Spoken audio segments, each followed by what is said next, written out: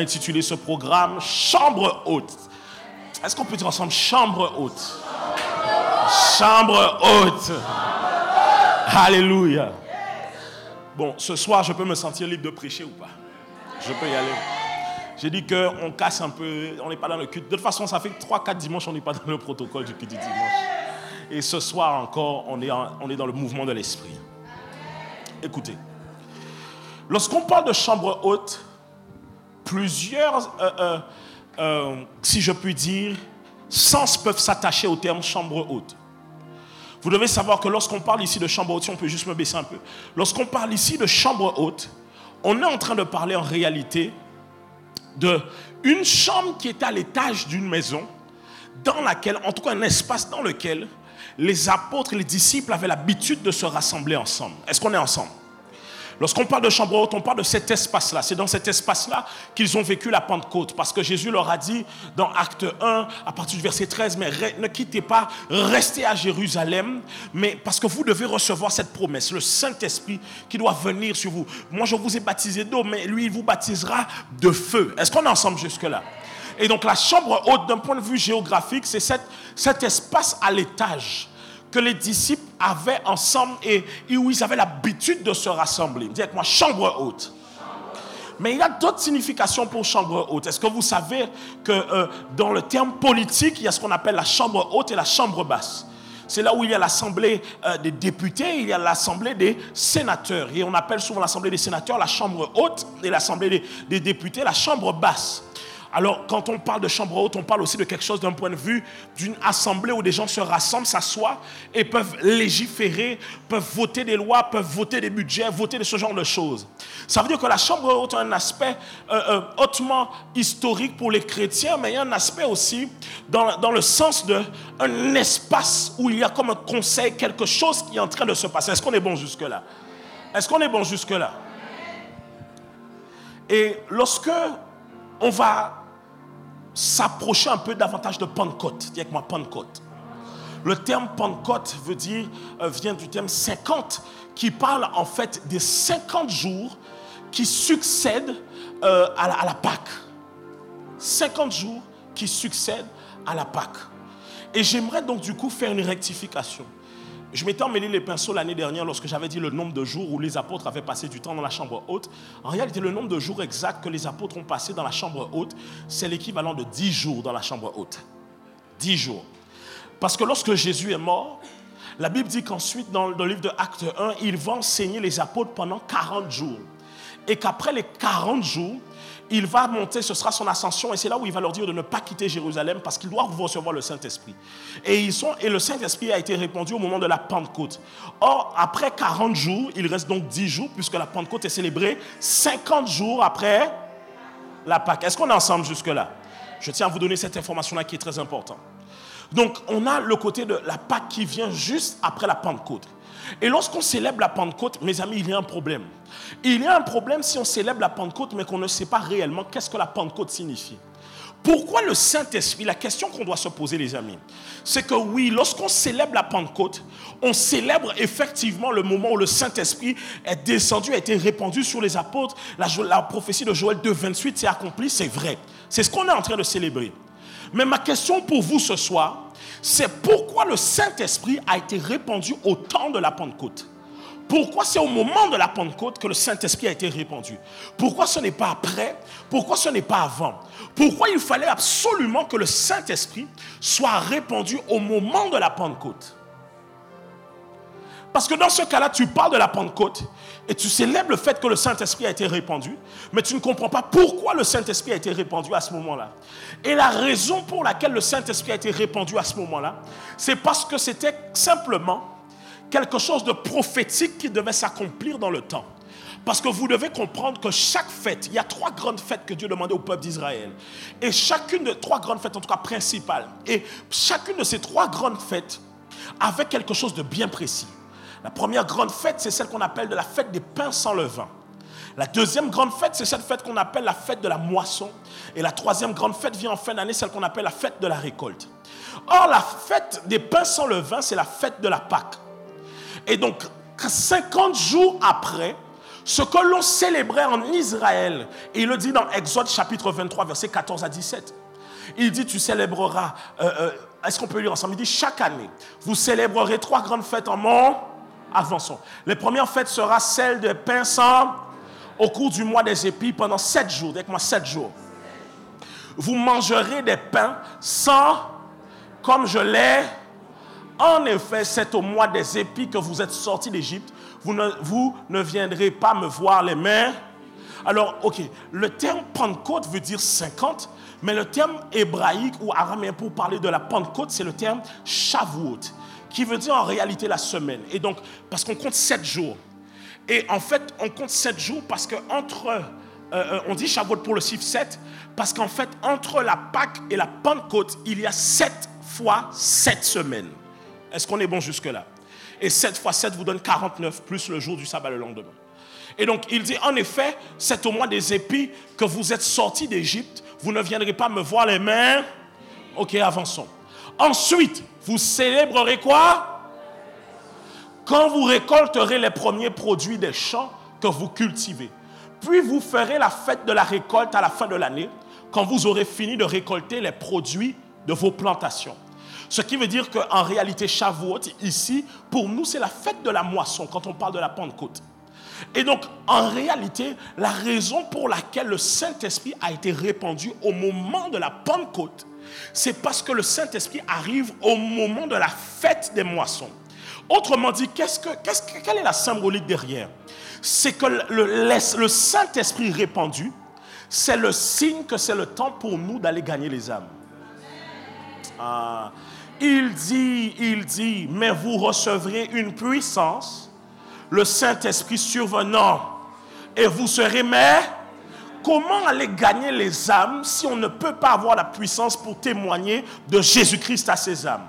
Donc en réalité, il fallait que le Saint-Esprit arrive au moment de la Pentecôte, parce qu'il fallait absolument que ce soit le signe déclencheur de la fête de la moisson. Et vous devez savoir que même dans le calendrier prophétique de Dieu, jusqu'au retour de Jésus-Christ, ce qu'on appelle le réveil. Écoutez, je peux pousser? Ok, directement la fête de la moisson. La fête de la moisson, suivez-moi bien. Regardez, ici il dit, nous avons la fête de la moisson. Ensuite, vous célébrerez la fête des moissons quand vous récolterez les premiers produits des champs, puis que vous cultivez, puis vous ferez la fête de à la fin de, quand vous aurez fini de récolter les produits de vos. En fait, c'est pour ça que les gens, vous entendez prophétiquement, que l'on parle souvent du dernier grand réveil qui doit venir. Parce que le dernier grand réveil qui doit venir, c'est ici la fête de la récolte. En fait, la fête de la moisson a commencé quand le Saint-Esprit a été répandu. Mais il doit y avoir encore une autre fête qui doit venir. C'est le dernier grand réveil qui arrive. Là où le maximum d'âmes doivent être gagnées avant la fin du temps dans lequel nous sommes. C'est la raison pour laquelle vous voyez beaucoup de gens qui sont gagnés à Jésus-Christ. Parce que ça vient répondre prophétiquement au calendrier de Dieu. Est-ce qu'on est ensemble? Est-ce qu'on est ensemble? Et donc en réalité, lorsque je reçois le Saint-Esprit, ce n'est pas une question de sensation. Ce n'est pas une question de petits frissons, mais c'est quelque chose de particulier que je reçois. Le Saint-Esprit est une personne, on est d'accord, mais sa présence en moi vient déposer quelque chose dans ma vie pour faire quoi? Pour pouvoir aller dans le champ missionnaire, car il y a beaucoup d'appelés, mais peu d'élus. Il dit, mais parlez, oh là là, il dit, parlez au maître de la moisson afin qu'il envoie des ouvriers. Cela veut dire que nous sommes, écoutez, alors je vais vous dire ceci. Je voulais prendre, je ne savais même pas pourquoi il fallait qu'on se rassemble pour Chambre Haute, mais je savais qu'il fallait qu'on le fasse. Et donc, ce que Dieu est en train de nous dire, les amis, lorsque vous vous rassemblez pour venir me chercher, lorsque vous vous rassemblez pour être touchés par ma présence, lorsque vous vous rassemblez pour pouvoir être comme à la Chambre Haute, ou n'oubliez pas le pourquoi de votre rassemblement. Le pourquoi de votre rassemblement, c'est parce que je vous envoie dans les nations. Est-ce qu'on est ensemble? On est bon jusque-là? Ok. Et ce soir, donc, de quoi je veux vous parler ce soir? On a 3 jours, donc je prendrai le temps qu'il faut pour pouvoir vous parler de ce que j'ai à parler. Mais ce soir, je vous ai parlé de la Chambre Haute, je vais aller encore en profondeur. On parle de la Pentecôte, Shavuot, la fête des moissons. Mais ce soir, de ce que je veux vous parler, c'est le mécanisme de la Chambre Haute. Le mécanisme de la Chambre Haute. Alors, lorsqu'on parle de mécanisme, je ne vous donne pas la définition officielle, mais je vais paraphraser. Mais lorsqu'on parle de mécanisme, on parle de l'ensemble d'éléments qui, une fois assemblés ensemble, donnent un résultat. Donc, il y a un procédé technique d'assemblage de plusieurs éléments qui, une fois assemblés ensemble, donnent un résultat. Est-ce qu'on est ensemble jusque-là? On est ensemble? Et ce soir, donc, on parlera du mécanisme de la chambre haute. Alors, pourquoi je dis le mécanisme de la chambre haute? Pourquoi je parle du mécanisme de la chambre haute? Alors, voici ce que vous devez comprendre. La chambre haute est un espace. La chambre haute est un espace où plusieurs hommes et femmes se rassemblent dans l'attente d'une rencontre et d'un équipement pour la grande moisson. La chambre haute, c'est un espace. Et il y a quelque chose qui se passe dans cet espace. Et pour ce faire, j'ai utilisé quelque chose pour pouvoir vous décrire ce que je voulais exprimer au travers de mon message. Alors, il y a 3 éléments. Dis avec moi 3 éléments du mécanisme. 3 éléments du mécanisme. On va voir ces 3 éléments durant les 3 jours dans lesquels on est rassemblés. Premier élément, lorsque tu dois aller dans la chambre haute, on a besoin de 3 éléments pour avoir le résultat de la chambre haute. Le tout premier élément pour avoir le résultat dans la chambre haute, c'est qu'on a besoin de quelqu'un ou de personnes, un ensemble de personnes, j'ai mis quelqu'un sur le schéma, mais un ensemble de personnes qui sont assoiffées de la présence de Dieu. L'assoiffé, premier point. C'est le premier élément dont on a besoin lorsqu'on doit maintenant aller dans la chambre haute. On doit faire appel d'abord à quelqu'un qui est assoiffé. Parce que vous devez comprendre une chose. Tout le reste du mécanisme ne fonctionne que s'il y a des gens qui sont assoiffés. Ok, qu'est-ce que tu dis, pasteur? Mais est-ce que d'autres personnes n'ont pas vécu les choses dans la chambre haute? Les amis, écoutez-moi bien. Ils étaient très nombreux à suivre Jésus-Christ. Ils étaient très nombreux à être avec Jésus-Christ. Mais combien étaient finalement dans la chambre haute? 120. Cela veut dire que sur toutes les centaines et les milliers de personnes qui suivaient Jésus-Christ, seuls 120 ont obéi à l'instruction de Jésus-Christ et sont restés dans la chambre haute. Pourquoi? Parce qu'ils étaient assoiffés de pouvoir recevoir ce que Jésus avait dit, le Saint-Esprit. Il viendra. Ils étaient assoiffés, ils avaient une attente et une soif de la présence de Dieu. Deuxième élément et deuxième ingrédient dont on a besoin dans le mécanisme de la chambre haute, c'est la rencontre avec le Saint-Esprit. La rencontre avec le Saint-Esprit. Nous avons d'abord besoin de celui qui est assoiffé. Ensuite, on a besoin de cette rencontre avec le Saint-Esprit. Parce que l'assoiffé, qu'est-ce qu'il va faire? On va décrire ça ensemble, je ne vais pas trop donner. L'assoiffé, il va déclencher un mouvement de prière, d'adoration, de louange, en tout cas quelque chose d'inexprimable, même des murmures que l'homme ne peut comprendre. Il va arriver à un point où il va tellement chercher Dieu qu'il va comme secouer le trône. Alors je vais utiliser le terme comme secouer les colonnes du ciel, comme ouvrir le ciel afin que le Saint-Esprit soit répandu. Est-ce que je parle à quelqu'un? Et le troisième élément du mécanisme, c'est l'équipement. L'équipement. Donc d'abord, nous avons l'assoiffé qui est présent. Ensuite, nous avons la rencontre avec le Saint-Esprit. Et ensuite, nous avons l'équipement qui est ensuite donné. Il faut d'abord que l'assoiffé puisse pouvoir déclencher la rencontre avec Dieu. Et de cette rencontre, quand le Saint-Esprit vient et saisit l'assoiffé, il y a un équipement qui est déposé.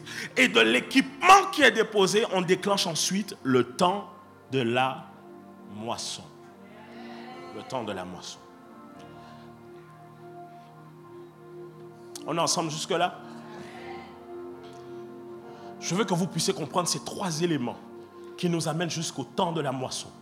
Et c'est là où on va se rendre compte pourquoi, écoutez, pourquoi dans certaines nations, les gens gagnent beaucoup d'âmes à Christ? Pourquoi dans certains endroits, il y a réellement un réveil? Mais pourquoi, pendant longtemps, nous n'avons pas eu de réveil ici aux Antilles? Les amis, je vous le dis, la dernière fois que les Antilles, en Guadeloupe, je parle de la Guadeloupe, par exemple, je prends l'exemple de la Guadeloupe, ont vécu comme un réveil où il y a une vague de... Et souvent le réveil, on le voit aussi au travers des jeunes qui sont saisis par l'Esprit et qui acceptent Jésus. La dernière fois où il y a eu une vague de jeunes qui a été visitée par le Saint-Esprit, c'était de 2010 à 2013. On peut prendre 2009 et ça a commencé à baisser fin 2012 jusqu'à 2013. C'est la dernière fois. Aujourd'hui, beaucoup de gens qui ont accepté Jésus dans les années 2010 ne sont plus aujourd'hui en Jésus-Christ. Beaucoup de gens qui ont accepté Jésus dans ces années ne sont plus maintenant présents. Parce que c'est comme une vague qu'il y a eu. Et pendant longtemps, on a eu comme une période de sécheresse. Et si vous remarquez bien, maintenant à nouveau, c'est comme s'il y a une vague de jeunes qui réacceptent Jésus-Christ à nouveau. Parce que le Saint-Esprit est venu faire quoi? Nous indiquer que c'est le temps de la moisson, le temps de la récolte. Est-ce qu'on est ensemble? Alors la question c'est pourquoi en Guadeloupe on ne vivait pas ça? Et même pas si je peux prendre n'importe quelle nation. Pourquoi ça peut arriver que des nations, des villes ne vivent pas le réveil réellement? Simplement parce que premièrement les amis, le premier élément clé, c'est ce qu'on va voir ce soir, c'est qu'il y a très peu de gens qui sont véritablement assoiffés. Et rappelez-vous, dimanche dernier j'expliquais ceci, que la soif dans le monde spirituel, c'est comme un mécanisme, comme une technologie qui déclenche des choses à l'intérieur de vous. Écoutez, bon, je peux pousser ou pas? Quand vous blaguez avec le monde spirituel est beaucoup plus technologique que le monde dans lequel on est. Parce que certains d'entre vous, regardez, vous avez des iPhones qui sont très technologiques, mais vous n'arrivez pas à contacter le ciel. Les gens ont beaucoup de nouveaux jets privés qui vont super vite, qui vont super loin, qui économisent beaucoup. Mais aucun de ces jets ne peut aller au ciel. Aucun de ces jets ne peut partir en 1 seconde en Afrique, revenir ici, en 1 seconde aux États-Unis et revenir ici. Il n'y a que dans le monde spirituel que ces genres de choses sont réalisables.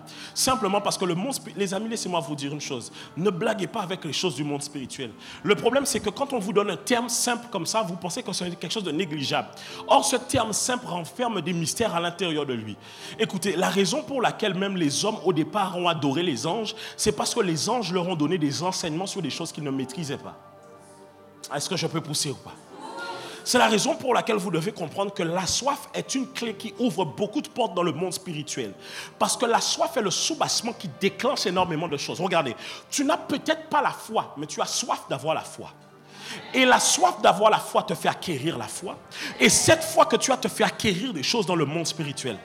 Tu n'as peut-être pas tel don spirituel, mais tu as la soif d'avoir tel don spirituel. C'est pour ça qu'il dit aspirer aux dons les meilleurs. Quand je dis que j'aspire, c'est quoi? J'ai soif de pouvoir avoir ça. Il dit mon âme soupire comme une biche soupire après des courants. Parce qu'il y a une soif. Écoutez, ce qui fait que vous avez soif, je vous dis, la soif est un mécanisme, une technologie du monde spirituel. Parce que vous la voyez même dans votre corps. La soif n'est que le résultat du mécanisme de votre corps. De communication qu'on vous envoie pour vous dire que là, tu dois boire. Là, tu dois équilibrer la balance, comme on dit, hydraulique, je crois. Tu dois équilibrer ça. C'est-à-dire que tu dois comprendre que dans le monde spirituel, le premier soubassement pour déclencher quelque chose, c'est une question de soif. Oh, on peut pousser ou pas? Est-ce que vous êtes là ce soir? Est-ce qu'il y a des gens qui ont soif du Saint-Esprit? Okay. Alors, lorsque je parle de la soif, je veux parler de personnes, d'hommes et de femmes, qui n'ont peut-être pas les compétences, qui n'ont peut-être pas tout ce que le monde attend d'eux. La seule chose qu'ils savent, c'est que ce que j'ai besoin là maintenant, c'est que Dieu vienne me visiter. Écoute, ce ne sont pas les gens qui sont le plus théologiques, qui ont le plus de connaissances de la parole de Dieu. Parce que beaucoup de théologiens ont très peu de soif de Dieu. Ils savent vous parler en longueur de la Bible, mais ne savent pas vous faire vivre la Bible. Est-ce que je parle à quelqu'un? C'est pour ça qu'il y a des gens qui ne connaissent pas beaucoup de choses de la Bible. Ils connaissent très peu. Mais ils ont une telle soif qui leur permet de déplacer de grandes montagnes. Il dit c'est pour ça que si vous avez la foi comme la taille d'un grain de sénévé, vous pourrez dire à cette montagne de se déplacer. Écoutez, cela veut dire que si tu n'arrives même pas à déplacer la montagne, c'est que ta foi n'est même pas de la taille d'un grain de sénévé. C'est la raison pour laquelle vous devez comprendre qu'on ne peut pas arrêter un homme qui a soif. Un homme qui a soif est comme inébranlable. Tu sais pourquoi? Même quand, je vais te dire une chose, quand tu ne lui donnes pas à boire, c'est dans les fleuves d'eau vive qu'il cherche à boire. Ok, quand je dis que tu ne lui donnes pas à boire, c'est dans les fleuves d'eau vive qu'il cherche à boire. Quand il n'a pas ton argent, c'est Dieu qu'il cherche. Quand il n'a pas tes contacts, c'est Dieu qu'il cherche. Il n'a pas tes relations, c'est Dieu qu'il cherche. En fait, celui qui a soif sait que même si les hommes ne veulent pas bouger ma situation, il y a une prière que je peux déclencher qui va permettre à cette situation de bouger. Donc, écoutez, ils étaient plusieurs à suivre Jésus. Mais lorsqu'ils ont vu Jésus crucifié, plusieurs ont abandonné. Mais il s'est resté comme... Même les autres qui ont abandonné, ils avaient quand même une petite soif à l'intérieur de se dire, il y a quelque chose qui peut se passer.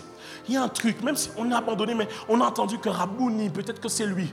La Bible dit qu'il a dû leur prouver que c'était lui. Mais pendant 40 jours, écoutez, pendant 40 jours, on vous met assis et on vous enseigne les choses du royaume. Il faut avoir soif du Saint-Esprit. Pendant 40 jours, vous asseoir et pouvoir boire. Qui vous dit que pendant les 40 jours, ils ont réellement mangé? Qui vous dit qu'ils ont réellement bu? Peut-être que tu sais, c'est comme quand tu regardes un film, tu n'as pas envie de mettre pause, tu n'as même pas envie... Tu vas aller aux toilettes, mais tu dis non, je n'ai pas envie de rater la scène. Parce que j'ai envie de savoir la suite. Ça veut dire que la chambre haute ne concerne que ceux qui ont soif. Et j'aimerais dire quelque chose à quelqu'un.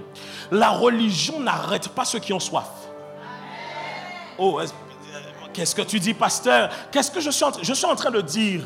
Que la religion ne peut pas arrêter ceux qui ont soif, parce que la Bible me dit que dans la chambre haute, il y avait les hommes et les femmes.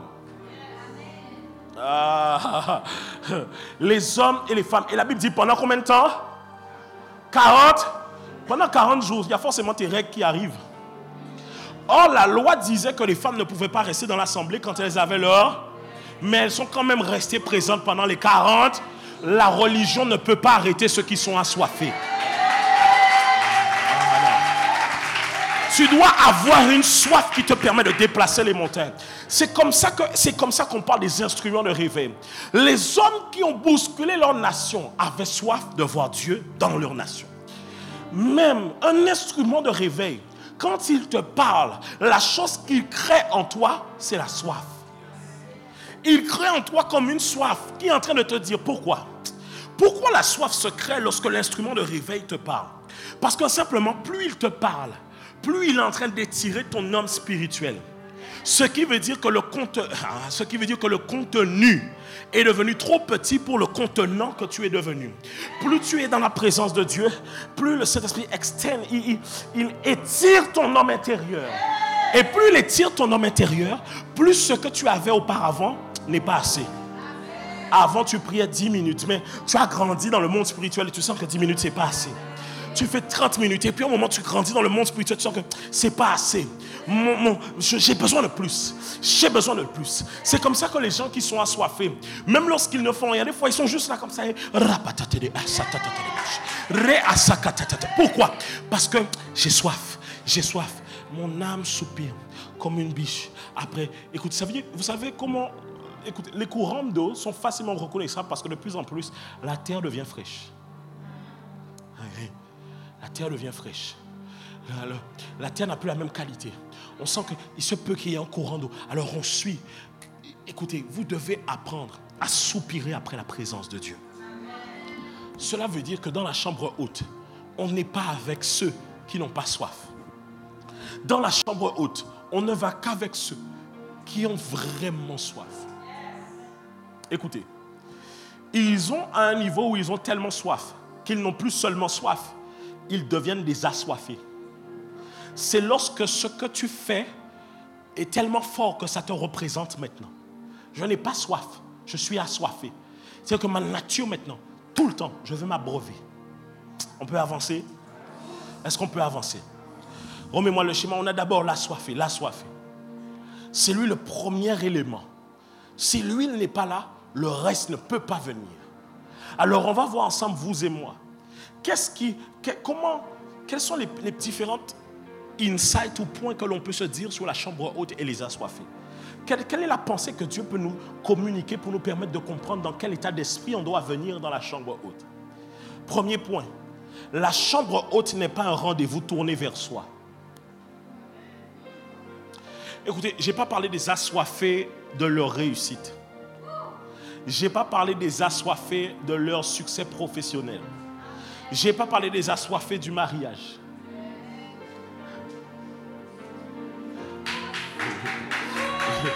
Je n'ai pas parlé des assoiffés d'argent.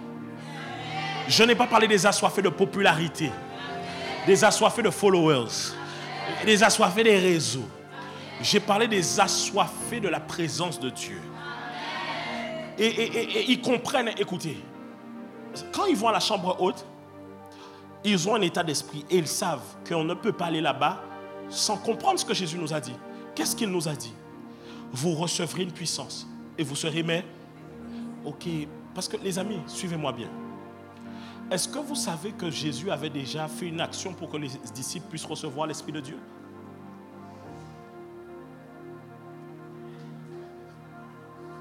La Bible dit dans le livre de Jean que Jésus souffla sur les disciples afin de pouvoir leur communiquer l'Esprit de Dieu. Cela veut dire que Jésus avait déjà fait une action pour pouvoir communiquer l'Esprit de Dieu.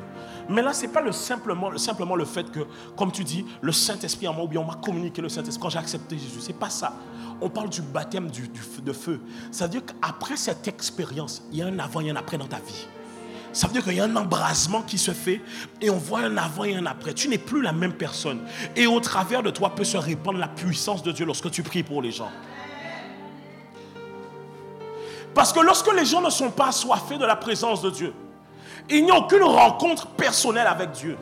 Et lorsqu'il n'y a aucune rencontre, il n'y a pas d'équipement.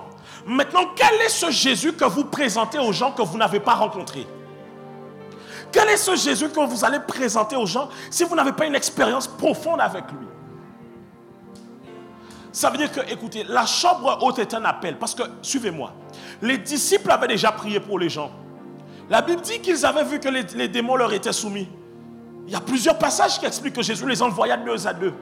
Ça veut dire que ce n'est pas simplement un appel pour faire comme un certain niveau. Non, c'est un appel où il y a une soif pour se dire, Seigneur, utilise-moi pour cette génération. Utilise-moi, Seigneur, parce que je veux qu'ils puissent voir ta gloire, puissent croire en toi. C'est lorsque tu vois des gens arriver et tu te rends compte que ce que tu as n'est pas suffisant pour eux. Écoutez, parlons de la soif encore, la soif. Lorsque votre corps ressent soif, en fait, en réalité, on dit que les êtres humains, c'est parce qu'ils recommencent à ressentir la soif quand ils perdent 5% d'eau. Parce qu'il y a un équilibre qui doit se faire entre l'eau que tu reçois et l'eau que tu expulses. Et donc, ceux qui savent qu'ils doivent déverser dans la vie d'autrui, ils ont conscience que ce qu'ils ont à l'intérieur d'eux là n'est pas assez suffisant pour les autres. Alors, ils se disent, Seigneur, je vais dans la chambre haute parce que j'ai soif que tu puisses me remplir, que tu puisses me revêtir pour pouvoir m'utiliser dans les nations. Écoutez, alors pourquoi? Ce que vous ne comprenez pas, c'est que c'est là la clé. La simple clé qui déclenche le ministère de quelqu'un, c'est le baptême de feu. Cette puissance qui descend sur la vie d'une personne et qui permet à cette personne de pouvoir vivre des miracles avec Jésus-Christ, de pouvoir marcher dans le miraculeux, de pouvoir opérer des miracles. Beaucoup de gens parlent de Jésus-Christ, mais peu de personnes opèrent des miracles au nom de Jésus-Christ. La seule différence, c'est que souvent, les gens arrivent à Jésus-Christ, ils ont une soif au départ et très rapidement, ils redescendent et ils s'assoient dans des années dans une vitesse croisière. Or, avec Jésus-Christ, plus on avance, plus on doit accélérer.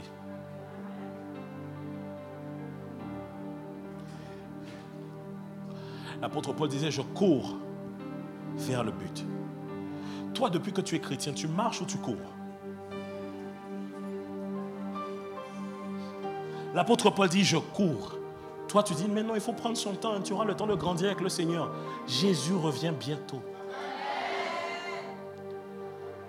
Les amis, allez beaucoup plus loin avec Dieu. Ne restez pas à ce niveau où vous croyez en Jésus-Christ, mais vous ne vivez pas la Bible réellement. Vous ne vivez pas les choses de Dieu. Ça veut dire que vous lisez une Bible, vous dites croire en cette Bible, mais vous ne vivez même pas les résultats de cette Bible. C'est-à-dire qu'à un certain moment, il y a un problème. Le jour où quelque chose a changé dans ma vie, c'est lorsque j'ai fait le parallèle entre ce que la Bible dit et ce que je vis de ma vie. Et le jour où j'ai vu que écoutez, à un moment donné, tu sais, hein, tu peux être sur le chemin qui t'amène vers les résultats de la Bible. Mais parfois, tu n'es même pas encore sur le début du chemin. Et aujourd'hui, tu dois te dire que je dois commencer à me localiser sur le début du chemin. Parce que, écoutez, le Saint-Esprit, je veux parler à tout le monde, le Saint-Esprit n'a pas été répandu que sur les hommes. Il a été répandu sur les hommes et sur les femmes. Ça veut dire que les hommes et les femmes ont reçu le Saint-Esprit, ont reçu le baptême de feu. Ils ont tous été équipés pour pouvoir faire. Écoutez, vous savez, ils ont tellement tous été équipés parce que vous allez croire que c'est seulement les apôtres qui ont reçu. Ce n'est pas vrai. La Bible nous explique qu'il y avait un frère du nom de Philippe qui lui aussi était là-bas, qui a reçu. Philippe est le seul homme. Écoutez, on ne parle pas de Philippe comme avant été choisi par Jésus pour être un apôtre. Philippe était un diacre à l'église. Et Philippe est le seul homme du Nouveau Testament à avoir vécu la téléportation. Comprenez que quand je parle de soif, je suis en train de dire qu'il n'y a rien qui limite quelqu'un qui a soif. Rien. Ma question d'abord pour toi, c'est est-ce que tu as soif? 2, la chambre haute n'est pas le rendez-vous de ceux qui ont soif de sensations fortes. Donc toi, tu viens à la chambre haute parce que tu te dis, j'ai vu des vidéos où les gens tombent. Je vais aller. Et puis quand je ne vais rien dire. Non. Parce qu'on va prier tout à l'heure, il ne faut pas que personne ne soit gêné.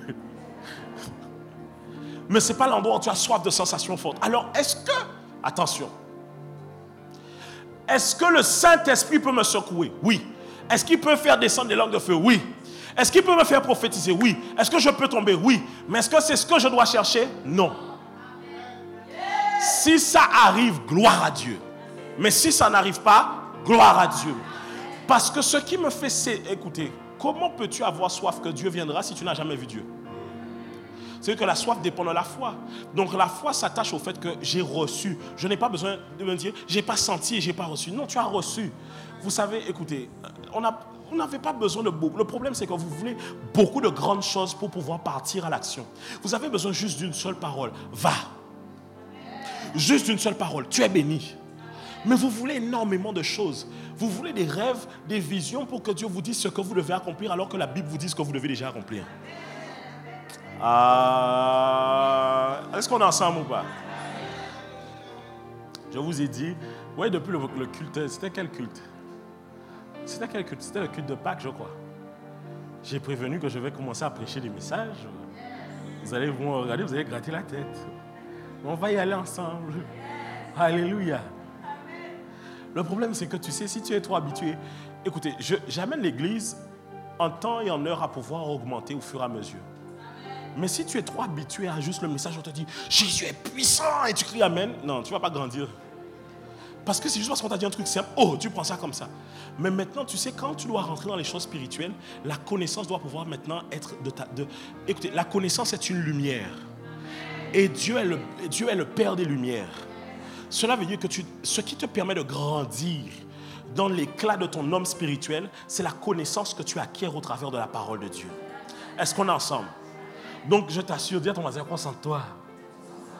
Tu lui regardes, fronce les sourcils. Est-ce qu'on est bon jusque-là? La chambre haute n'est pas le rendez-vous de ceux qui tiennent à eux-mêmes et à leur propre vie. Parce que rappelez-vous, les disciples savent que Jésus vient de mourir et qu'il est ressuscité, qu'il a parlé avec eux 40 jours. Mais ils savent quand même qu'ils ont crucifié Jésus. Donc potentiellement, nous qui allons faire comme Jésus, on va peut-être nous crucifier aussi. Donc la chambre haute n'est pas pour ceux qui ont peur. Écoutez, Jésus était un scandale qui venait d'éclater. Mettez-vous dans le bain et imaginez que votre pasteur, pas moi, a été attrapé et qu'on l'amène à une peine de mort. Qu'est-ce qui va se passer? Beaucoup de gens vont être épris d'effroi. Vont se dire que wow, si c'est ça, servir Jésus et pour mourir comme ça, beaucoup de gens vont repartir vendre du pain, vendre du scarcoco, vendre du sort. Tu vois ce que je veux dire? Beaucoup de gens vont repartir faire ce qui... Je reviens à ma vie que j'avais. Alors imaginez-vous que Jésus était un scandale.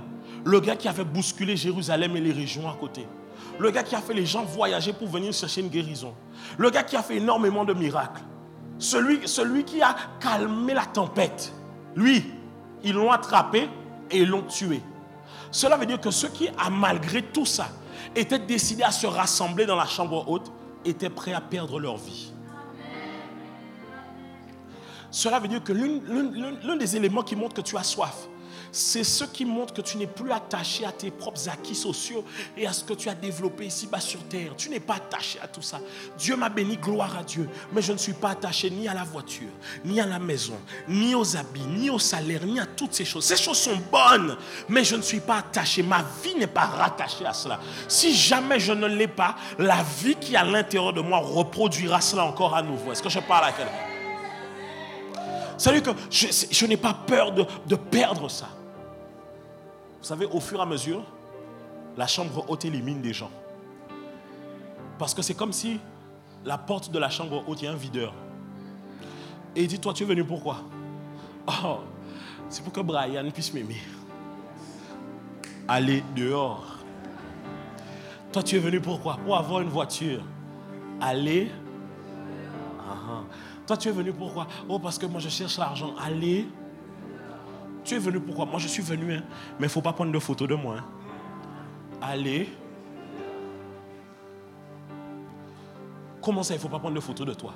Est-ce que tu ne sais pas que le dernier épisode de la chambre haute, c'est que le Saint-Esprit va nous saisir et on va paraître comme des fous et des ivres devant le peuple? Et que quand les gens vont monter à la chambre haute, ils vont dire, mais ces hommes sont ivres et remplis de vin. Que les gens vont dire que tu es un peu bizarre. La chambre haute n'est pas pour ceux qui sont attachés à leur réputation. Pour ceux qui sont attachés à quand dira-t-on. Pour ceux qui sont attachés à beaucoup. Écoutez, la chambre haute est pour ceux qui sont déjà morts à eux-mêmes. Et attention, soyons équilibrés. Je ne parle pas, je ne dis pas qu'aujourd'hui, tu as... Soyons équilibrés. Je ne dis pas que du jour au lendemain, tu viens. Bon, tu peux, mais ce n'est pas ça. Que tu vas te mettre à abandonner tout. Non, je dis que tu as tout, mais ton cœur n'est pas dans tout. Dis avec moi, les assoiffés. Les assoiffés. On est à combien de... Troisième point, c'est ça? Quatrième point. La chambre haute est le rendez-vous de ceux qui désirent rendre témoignage.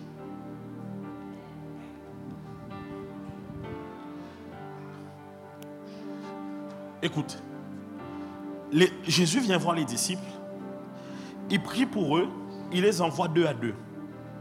Les disciples reviennent et ils sont heureux parce qu'ils ont chassé des démons. Ils ont guéri les malades. Donc ils ont vu la puissance de Dieu, n'est-ce pas? Mais Jésus leur dit, les gars, il y a un nouveau niveau, plus grand que ce que vous avez déjà vu, c'est ce que vous devez recevoir à Jérusalem. Ça veut dire que quand les gars ils se disent, mais c'est vrai, parce que si jamais on doit se présenter, parce que, écoutez, remettez-vous dans le contexte des apôtres. On mettait les malades au bord de la route. Il y avait plus de maladies qu'aujourd'hui. Ça veut dire que si je dis, écoutez, si j'allais, même à cette époque, aujourd'hui, mais les gens oubliaient ça, mais à l'époque de Jésus, rendez-vous compte, Jésus, les gens l'avaient avec eux tout le temps. Donc ils ont vu Jésus faire des miracles. Donc si jamais ils voient un des disciples venir vers eux, qu'est-ce qu'ils vont s'attendre? À un miracle. Vous voyez, c'est là où notre christianisme est faible. Parce qu'on a Christ dedans, mais on ne représente pas Christ au travers de la puissance de Christ. Ah, tu vois? Parce que si tu as Jésus à l'intérieur de toi, quand les gens doivent venir te voir, ils doivent pouvoir rencontrer Jésus. Donc, alors maintenant, quand les gens viennent te voir, quelqu'un vient te voir et te dit, je suis malade. Écoutez, et c'est là, j'aimais cette phrase. Une femme de Dieu, elle disait, on ne prie pas pour les malades.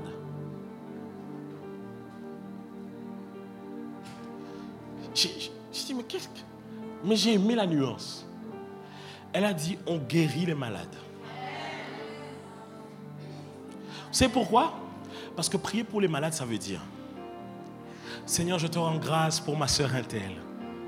Et je te prie, Seigneur, que tu puisses réellement la toucher. Tu ne dis même pas guérir parce que tu as peur que la maladie même te parle. Tu vois ou pas? Si elle te dit elle a un ulcère, tu as peur que l'ulcère arrive. Tu te dis, qui problème? Donc tu dis, Seigneur, que tu puisses la toucher. Oh, s'il te plaît. Oh, Seigneur. Oh, je te cherche. Jésus n'a jamais dit de faire ça. Il n'a jamais dit de prier pour les malades. Il a dit de guérir les malades. Ça veut dire que quand je viens devant la maladie, ce n'est pas à Dieu même là que je viens parler. C'est à cette maladie. C'est à ce bras, c'est à cette jambe où je lui commande et je lui dis maintenant sois guéri dans le nom de Jésus-Christ. Et c'est la raison pour laquelle souvent quand je prie pour les malades, les gens, des fois quand je prie, ils me regardent comme ça en mode c'est fini. Parce qu'ils pensent que quand je vais arriver, je vais dire Adonai Elohim El Shaddai, toi l'ancien des jours, celui auquel les 24 vieillards sont assemblés. Est-ce que Dieu m'a dit ici de pouvoir donner les références bibliques que je connais? C'est pas ce que Dieu m'a dit de faire. Ce que Dieu m'a dit de faire, c'est de pouvoir guérir les... Mais alors, et c'est pour ça que vous allez vous rendre compte. Pourquoi les gens ne vont pas évangéliser?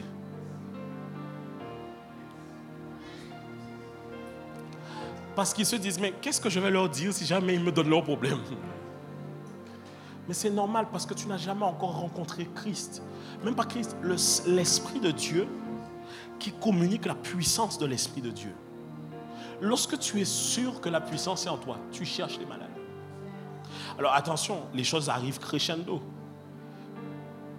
Je n'ai pas envie d'aller trop sur parler comment pouvoir prier pour les malades. Mais les choses se manifestent crescendo. Mais il faut déjà cette soif-là. Donc tu dois comprendre que le rendez-vous de la chambre haute, c'est le rendez-vous de ceux qui veulent être des témoins. Parce que c'est ce que j'apprécie avec la chambre haute. Mais en même temps, c'est un problème. Parce que beaucoup de gens font ce que les apôtres et les chrétiens de Jérusalem ont fait. Ils arrivent à la chambre haute, ils sont touchés par le Saint-Esprit. Et ce qu'ils aiment, c'est l'expérience d'être touché. Plus que qu'est-ce que je fais maintenant que je suis touché. Et c'est comme ça que même dans les endroits où écoutez, c'est là où je dis que réfléchissons ensemble et vous allez voir que même lorsque je parle même des églises, je donne un exemple. Je parlais de l'église aux Antilles, corps de Christ. Je disais que vous avez des endroits où il n'y a pas la puissance, vous avez des endroits où il y a la puissance. Mais même des fois là où il y a la puissance, il y a un problème. Pourquoi? Parce que les gens ne vont jamais nulle part. Les gens finissent par simplement aimer se rassembler, être touchés, tomber. Mais ce que tu as reçu là, tu le transmets à qui? La chambre haute n'est pas une expérience pour nous-mêmes, les amis. La chambre haute est un appel à aller dans les nations. La chambre haute est un appel à ceux qui veulent servir Dieu. La chambre haute n'est pas un appel à ceux qui ont envie de régler leurs propres problèmes. La chambre haute est un appel à ceux qui veulent se dire « Seigneur, utilise-moi dans cette génération ». La chambre haute n'est pas pour ceux qui viennent avec leurs propres aspirations. La chambre haute n'est pas un appel pour ceux qui veulent voir. En fait, ils viennent à Jésus-Christ pour tout ce que Jésus a comme promesse, pour les droits que ça leur octroie, mais pas pour les devoirs qu'ils ont. La chambre haute n'est pas ça. La chambre haute, c'est le rendez-vous ensemble de ceux qui se disent que nous devons absolument être des témoins pour Jésus-Christ. Écoutez, la Bible dit dans le livre de Actes, voici les hommes qui ont bouleversé le monde. Cela veut dire qu'on doit pouvoir bouleverser le monde. Il faut qu'il y ait quelque chose qui choque le monde. Si le monde croit en nous, c'est qu'il y a un problème. Vous savez, le monde ne croit qu'en les chrétiens lambda qui parlent de Dieu, qui ont une bonne morale. Mais dès lors qu'il y a des miracles, le monde ne croit pas en vous. C'est à ce moment-là que vous êtes dans le bon. Quand les gens ne croient plus en vous, ils disent c'est pas possible qu'il y ait des miracles. Il faut ça. Parce que tant que les gens ne voient pas l'impossible, comment ils peuvent croire en Dieu? Ma prière pour toi, c'est que durant ces 3 jours, tu ne puisses pas simplement être là assis en te disant « Oh, c'est la chambre haute, fire. On va prier, on va être visité. Oh, et puis je vais tomber, je vais me relever. Et puis tu repars, et puis tu recommences ta vie normalement. » Non, c'est en fait tu viens, et à un moment tu dis « C'est le temps pour moi d'y aller. » Tu es à Carrefour, tu te promènes, tu vois quelqu'un, il faut commencer doucement. Tu vois une attelle, tu dis viens, discrètement. Ça va? Tu t'es fait ça comment? Hein? Si tu veux, on peut aller là, je prie pour toi vite fait. Ouais, ok.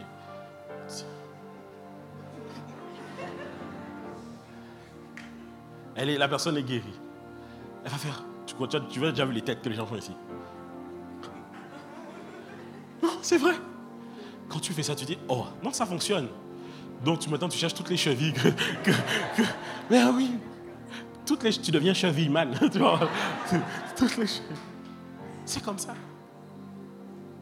Écoutez, lorsque j'ai commencé à avoir, par exemple, le don de guérison, je vous ai expliqué ça une fois. C'était des choses simples. Hein. Je me rappelle une fois, j'étais dans un mariage, les gens dansaient kuduro. Donc, ils dansaient comme ça. Tu étais là en plus. Hein. Ah ouais, pour ne pas qu'on pense que je vous mytho. Mais heureusement, ma femme était là. Mais la personne qui a été guérie peut témoigner aussi. Et donc, il dansait comme ça. Et puis, il parle Et là, le gars avec ses talons, sa talonnette, marche parce que la fille avait des talons ouverts. Il marche sur le gros orteil de la fille. L'orteil est foulé, la fille n'arrive plus à marcher. Je lui dis, viens, mets ton pied là. Ma femme était à côté de moi. J'ai tenu l'orteil. J'ai dit, orteil, sois guéri maintenant. Elle a remis. Elle a testé. Et après, tout le monde s'est couru. Parce qu'elle pouvait encore aller danser comme un... Pourquoi? Il faut vouloir expérimenter Dieu. Passer à l'action. Parce que vous savez, le plus grand problème de la chambre haute, c'est quoi? c'est qu'à un moment, ils ont tellement kiffé l'expérience qu'ils ne sont pas allés gagner les nations. Et c'est là que la persécution est arrivée. Ça veut dire que, écoutez-moi bien, le signe que l'Église a été l'Église de Jésus-Christ. Alors oui, comme je dis, il y a un amalgame qui est fait dans l'article qui est sorti. Mais l'un des signes, parce que cet article-là, le problème avec cet article-là, c'est il fustige la plupart des églises évangéliques de Guadeloupe. Mais cet article-là est un signe pour nous dire, vous êtes restés trop longtemps retournés vers vous-même, Église. C'est venu le temps de pouvoir aller gagner les âmes à Jésus-Christ. Parce que quand l'Église est recroquevillée sur elle-même, l'Église ne va pas gagner des âmes. L'Église est en train de mourir. C'est comme ça, écoutez, la seule raison pour laquelle les gens ne voient pas la puissance de Dieu, c'est que Dieu se pose la question, pourquoi je vais vous donner ma puissance? Pour enjoyer ensemble, faire des effets spéciaux à l'Église? Ou bien si c'est pour aller gagner les âmes? Dieu a sa puissance à disponibilité. Dis à ton voisin, la puissance est à portée de main. La puissance est à portée de main. Je n'ai pas fini, hein? J'ai dit je prêche ce soir. Je prêche et j'enseigne en même temps. Et l'une des particularités de cette puissance, c'est qu'elle requiert, rappelez-vous ce que j'ai dit, les assoiffés de Dieu. Sauf que les assoiffés de Dieu, c'est là où vous voyez la différence entre Dieu et le diable. C'est que le diable octroie la puissance, mais Dieu n'octroie la puissance qu'à ceux qui ont son cœur conformément à sa parole. Je ne parle pas de la puissance que l'on cherche juste au travers des dons. Il y a une différence entre les dons que tu peux avoir, mais il y a une différence avec cette puissance, ce feu qui se dégage au travers de ta vie, comme la gloire de Dieu qui t'accompagne. Dieu veut comme tailler des gens pour pouvoir les équiper, pour pouvoir les mandater et pour pouvoir les envoyer dans les nations. Maintenant, la question que vous allez me dire, pasteur, d'accord, j'ai compris, il faut que je sois assoiffé. Mais comment je dois déclencher cette soif en moi? Point 1. Comprendre la profondeur de l'amour de Jésus. Tu n'iras jamais gagner les âmes si tu n'as pas d'amour pour les âmes. Mais tu ne peux pas avoir d'amour pour les âmes si tu ne comprends pas qu'est-ce que Jésus a fait pour toi à la croix. Écoutez, certains d'entre vous, avant d'avoir rencontré Jésus-Christ, quand vous vous regardiez dans le miroir, vous aviez honte de vous. Certains d'entre vous, vous n'étiez jamais fiers de vous. Des fois, tu marches comme ça, naturellement, tu n'as rien. Et puis un sentiment de culpabilité vient sur toi et tu te sens nul. Tu ne te sens pas bien, pas à la hauteur. Alors que tout le monde t'a déjà abandonné. Même ceux qui sont toujours là. Crois-moi, qui peuvent t'abandonner. Jésus-Christ, lui, il est resté à tes côtés. Alors que tous t'ont tourné le dos. Regardez, la Bible dit que Dieu nous a prouvé son amour. Parce qu'il est mort pour nous alors que nous étions encore pécheurs. Cela veut dire que Dieu n'a pas regardé à notre état pour se sacrifier à la croix pour nous. On est bon? 1. Je dois comprendre l'amour de Jésus-Christ. Comprendre qu'il m'aime. Comprendre qu'il m'a choisi. Et comprendre qu'il veut que je puisse communiquer cet amour autour de moi. 2. Je dois comprendre mon identité en Christ.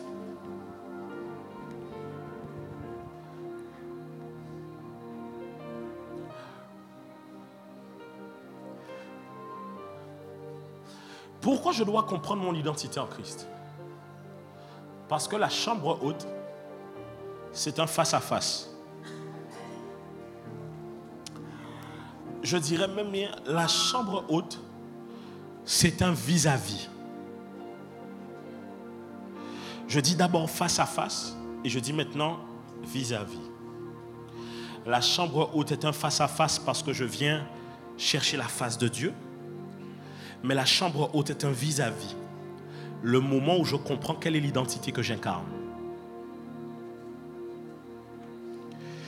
Quand je n'ai pas conscience de qui je suis, je n'ai que des face-à-face avec Dieu. Quand j'ai conscience de qui je suis, j'ai un vis-à-vis avec Dieu.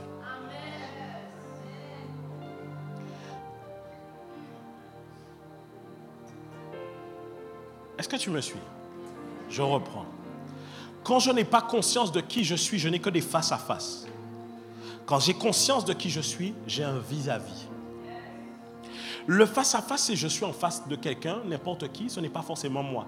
Quand je suis en face du miroir, j'ai un vis-à-vis. C'est la même personne qui est là. Donc quand je comprends mon identité, je comprends que Dieu habite à l'intérieur de moi. Et donc je comprends qu'en fait, en réalité, quand je vais à la chambre haute, je ne fais que me rencontrer moi-même. Bon, ok. Ah, Dieu. Le truc, c'est que si je casse pas Je ne fais que me rencontrer moi-même. Vous allez me dire, qu'est-ce que c'est là dit? Quelqu'un nous a un chambre haute là, c'est nous-mêmes nous avons fait. Nous tous qui le visage contemplant la gloire du Seigneur, nous sommes transformés en la même. Ça veut dire qu'au final, dans le miroir, ce que je vois, mais ce n'est pas moi que je vois. Ce n'est plus moi qui vis. Donc quand je vais contempler la gloire du Seigneur, sa présence, sa parole est comme un miroir où je suis transformé. Ça veut dire qu'il y a comme un téléchargement qui se fait dans la présence de Dieu. Rappelez-vous, j'ai dit, premier élément, l'assoiffé. Deuxième élément, la rencontre. Donc maintenant, quand je vais dans la présence de Dieu, je suis en train de juste vous préparer aux 3 jours qu'on est en train de vivre là. Si vous ne comprenez pas ça, vous allez venir ici et faire du bruit, mais pas rentrer réellement dans la contemplation avec le Saint-Esprit. Donc quand j'arrive maintenant dans la présence de Dieu, ce n'est pas dehors que Dieu vient changer. C'est moi-même qui viens changer. Écoutez. Dieu. Seigneur. C'est là où je dis souvent que lorsque tu cherches Dieu, tu dois comprendre que Dieu n'est pas dans le ciel. Ne savez-vous pas que votre corps est le... Donc si je cherche Dieu, ce n'est pas là-haut qu'il est. C'est ici. Bon, maintenant la Bible dit que Dieu réside au ciel. Donc ce qui veut dire que là,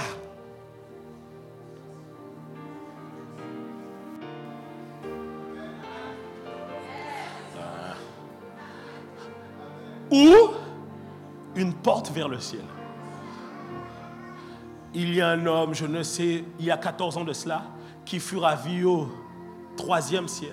Je ne sais si c'est hors de son corps ou dans son corps. Cela veut dire que la chambre haute, à un moment donné, et suivez-moi, à un moment donné, lorsque je suis en train de prier, c'est comme si, au départ, j'ai l'énergie pour. Tu sais, tant que tu as l'énergie, tu as le peps pour prier.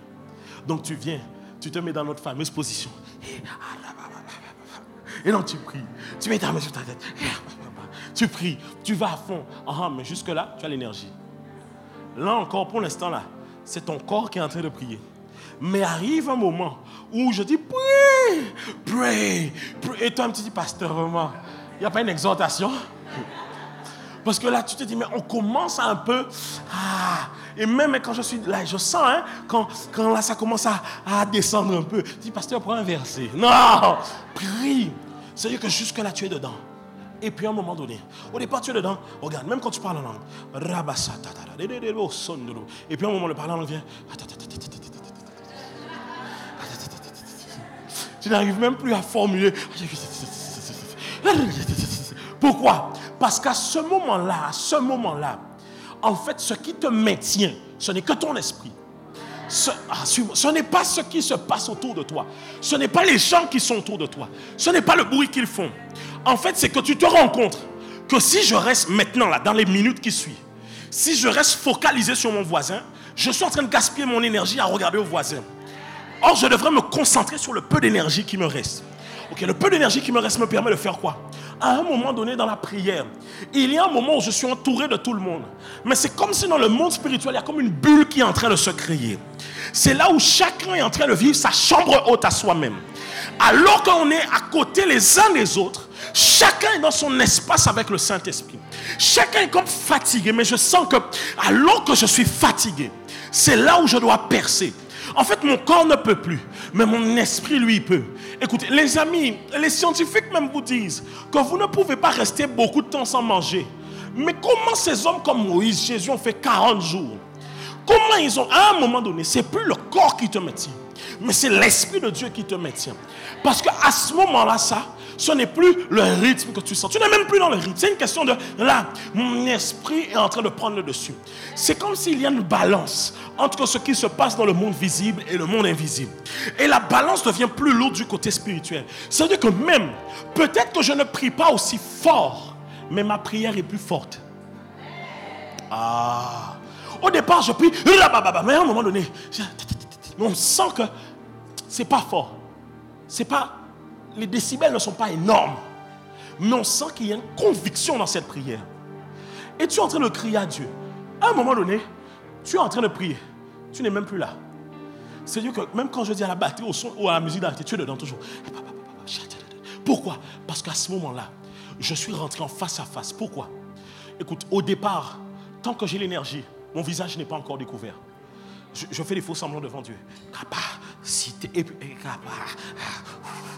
À un moment, la fatigue fait que tu deviens vrai. Tu sais, la fatigue fait que même, regarde, tu as envie de t'asseoir parce que tu commences à être vrai. Tu commences à être vrai. La fatigue fait que tu as envie de... En fait, tu es obligé de te mettre à genoux. Tu es vrai parce que pourquoi? Enlace. Mais c'est là que ton visage est découvert.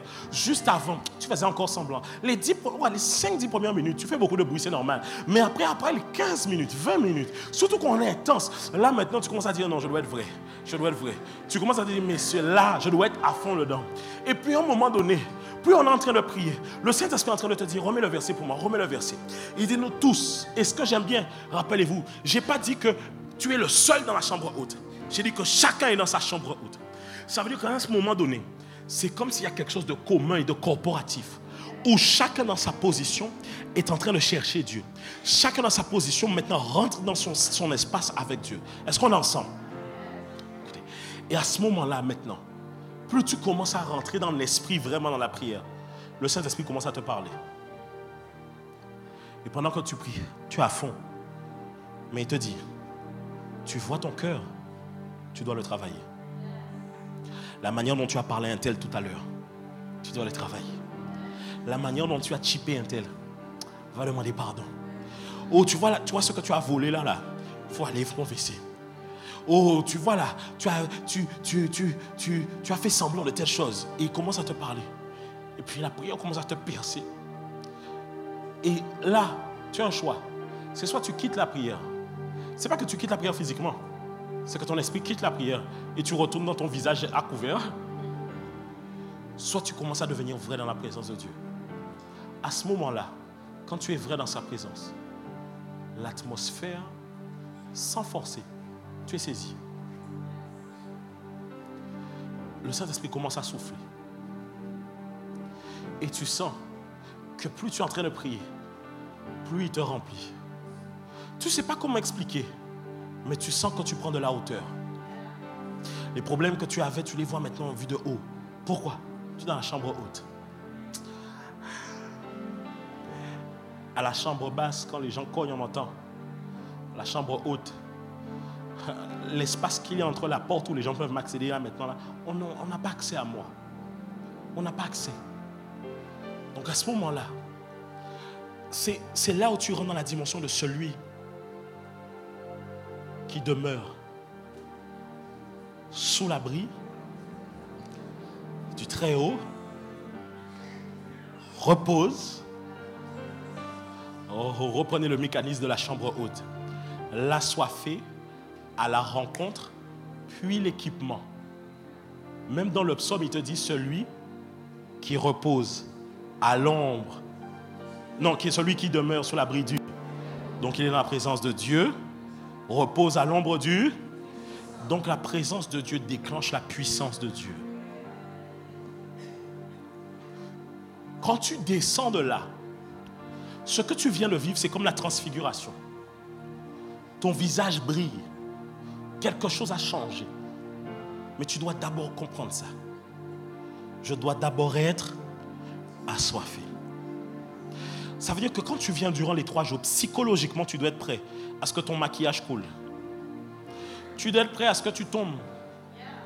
Tu dois être prêt à ce qu'à un moment, tu sais, à un moment donné, tu pries, mais tu sens que tu as envie de crier à Dieu. Tu dis, mais si je crie, qu'est-ce que les gens... On sent... Oh, fatigué là. Qu'est-ce que les gens vont penser? On n'est pas dans qu'est-ce que les gens vont penser là. À un moment, tu sens que si tu ne cries pas là, je sens un fardeau sur moi. Il faut... Et tu cries. Ah! Je ne vais pas crier vraiment. Tu cries. Parce que il y a quelque chose qui est en train de se passer. Tu ne peux pas l'expliquer. Mais là, quand cette effusion est là, les amis, regardez, c'est ce qu'on vit des fois depuis quelques mercredis. À la fin, le Saint-Esprit vient et puis il souffle. Il souffle. Certains, ils viennent délivrer. Certains, ils viennent toucher. Certains, ils viennent équiper. C'est comme si une puissance vient être augmentée sur toi. Il vient et dépose encore sur toi. Tu dois être prêt durant ces 3 jours. Tu dois être juste prêt à ça. Tu verras que quand tu retourneras au travail, il y a comme une puissance que tu dégages dans le lieu du travail. Tu verras que peu importe où tu vas, maintenant il y a quelque chose de différent. Je t'assure, à un certain moment, la sorcellerie là, même les gens qui cherchent à te faire vont regretter amèrement. Parce que tu deviens insaisissable. Il y a comme un feu qui brûle autour de toi, comme un feu qui t'envahit. C'est à ce moment-là où tu n'es plus atteignable. Tu n'es plus saisissable par les gens. Pourquoi? Je suis où? Je repose à l'ombre du Tout-Puissant. D'abord, est-ce que tu es assoiffé? Alors Seigneur, durant ces 3 jours, aide-moi à ne pas regarder comment je suis habillé. Aide-moi à ne pas regarder, est-ce que je gêne les gens à côté de moi? Oui, tu peux gêner. Mais à un moment donné, tu sais, tu vas forcément gêner. Parce qu'il y a peut-être quelqu'un, lui, il n'est pas habitué à prier comme ça. Lui, il est calme dans sa petite prière. Mais je veux vous expliquer que durant les 3 jours, à un moment donné, je prierai pour les gens. Mais la plus grande partie, c'est vous-même qui allez chercher Dieu, c'est vous-même qui allez prier. Parce qu'à un moment donné, moi aussi, j'ai besoin de faire ma rencontre avec Dieu. Et à un moment donné, toi aussi, tu as besoin de ta rencontre avec Dieu. Ça veut dire que sois prêt psychologiquement. Ce soir, je voulais juste déposer cela à l'intérieur de toi. Demain, quand tu viens, sois assoiffé. Sois assoiffé. Et avant même que le temps de ministère commence, sois déjà dans la présence de Dieu. Dès que tu vois que le compte à rebours a commencé, sois déjà concentré. Parce que Dieu vient nous visiter. Et je vous assure que demain, les amis, demain, nous allons vivre la présence de Dieu. Nous venons à la rencontre du Très-Haut demain. Alors demain, venez assoiffés. Si vous êtes venus simplement en vacances, dites-vous que quand vous repartez, vous devez repartir avec un équipement. Vous devez vous dire qu'après lundi, le lundi de Pentecôte, il ne faut pas les gaspiller maintenant la puissance au lundi de Pentecôte, je ne sais pas où. Vous allez recevoir ça les 3 jours. Il ne faut pas les gaspiller ça dans un boire et manger. Et vous blaguez avec les gens, vous gaspillez la puissance là-bas. Il faut que peut-être je prêche là-dessus. Sur quand tu reçois, comment garder le dépôt. Parce que le diable a des choses qu'il fait pour te sortir toi-même de cette présence. Durant ces 3 jours, à partir de mardi, quand mardi tu reprends, il faut que quelque chose ait changé. Il faut que quelque chose ait changé. Même, tu sais, écoute, je t'assure, voici mon assurance. Les combats que tu es en train de vivre, je parle par exemple des combats avec le péché, ça va terminer là ce week-end. Ce week-end, ça va se terminer. Marie, femme de nuit, ce week-end, ça va se terminer. Je te dis, ce week-end, là. Prochaine fois, il vient dans tes rêves, il court, il fuit. Tu vois, tu ne m'as pas compris. La poudre qu'on met devant chez toi, tu dis, c'est la sorcellerie, c'est fini. Quelqu'un viendra déposer. Quand la personne rentrera chez elle, la même poudre sera chez elle. Tu vois de quoi je parle ou pas? Ce week-end, là, dès ce soir, on va prier quelques minutes. Je n'ai pas envie qu'on tarde énormément, on va prier quelques minutes. Bon, Saint-Esprit, fais ce que tu veux. On va prier quelques minutes. Mais ce que je veux te dire, c'est que sois juste assoiffé. Durant les prochaines minutes, sois juste assoiffé. Le premier élément du mécanisme, c'est la soif. Si tu es assoiffé, on peut ensemble déclencher quelque chose dans l'atmosphère. Simplement ça. On va se mettre debout et on va prier ensemble.